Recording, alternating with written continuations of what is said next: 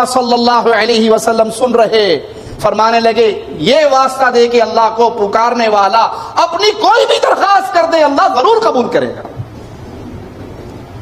ناجائز وسیلے کو نہیں مانتے، شخصیات کا وسیلہ نہ قرآن نے تعلیم دی، واسطہ ہے پنجتن پاک دا، واسطہ ہے پیارے نبی کا، واسطہ ہے بابا جی کا، واسطہ ہے حضرت جی کا، واسطہ ہے حاجن کے دوپٹے کا، واسطہ ہے فلاں صاحبہ کا۔ نہ یہ قرآن نے تعلیم دی، یہ نہ حدیث نے تعلیم دی، نہ ہم اس کو مانتے ہیں اس کو جو قرآن میں موجود ہے۔ اللہ کے پیارے پیارے نام ہیں، فادعوہ بہا، ان ناموں کے ذریعے اللہ کو پکارو، دو اللہ کو واسطہ اللہ کے ناموں کا۔ صحیح بخاری اور صحیح مسلم میں پیارے نبی صلی اللہ علیہ وسلم کا بڑا پیارا فرمان ہے، صحیح بخاری میں حدیث نمبر 2736 ہے، یاد کیجئے، اور وسیلے پہ بڑی پیاری حدیث ہے، اس کو وسیلہ بنائیے۔ پیارے حبیب علیہ الصلوۃ والسلام فرماتے ہیں ان للہ 99 اسما من احصاها دخل الجنہ، اللہ کے 99 نام ہیں، ایک حدیث میں 99 نام بیان ہوئے ہیں، مگر نہ تو اللہ کے ناموں کا علم اللہ ہی کو ہے،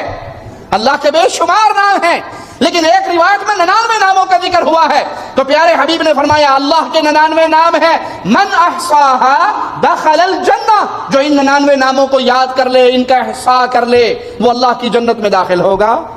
کیا معنی؟ ان ناموں کو یاد کرے، ان ناموں کے معانی کو یاد کرے، ان ناموں کے ذریعے اللہ کو پکارے، اللہ کا ذکر کرے، ان ناموں کے تقاضے کے مطابق ڈٹ جائے،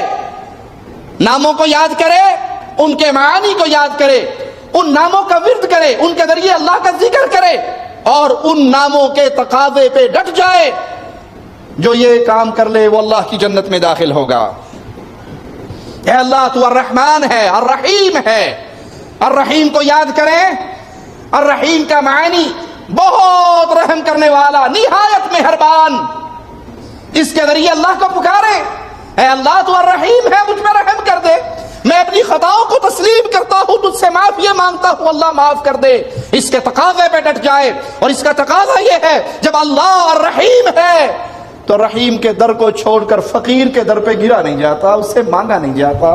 اس پہ ناک خاک آلود کی نہیں جاتی۔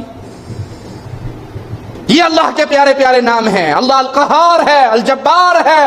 الرحمن ہے، العظیم ہے، الکریم ہے۔ اللہ کے ناموں کا واسطہ دیتے جائیں، اس کے تقاضوں پہ ڈٹتے جائیں، اور اللہ کی پیاری پیاری صفات ہیں، وہ صفات خاص اللہ کی ہیں، جن صفات کا قرآن و حدیث میں ذکر آیا ہم اس پہ ایمان لاتے ہیں، نہ اس کی تعویل کرتے ہیں، نہ اس کا انکار کرتے ہیں، نہ اس کے معنی کا انکار کرتے ہیں، نہ اس کو مخلوق کے ساتھ تشبیہ دیتے ہیں، نہ اس کی کیفیت کے بارے میں کریدتے ہیں کہ اس کی کیفیت کیا ہے، بلکہ ہم اس پہ ایمان لاتے ہیں کہ اللہ کے پیارے پیارے نام، اللہ کی پیاری پیاری صفات جیسے کمال کی ہے، جیسے اللہ کو لائق ہے، لیس کمثلہ شیء، اللہ کی کوئی مثال نہیں۔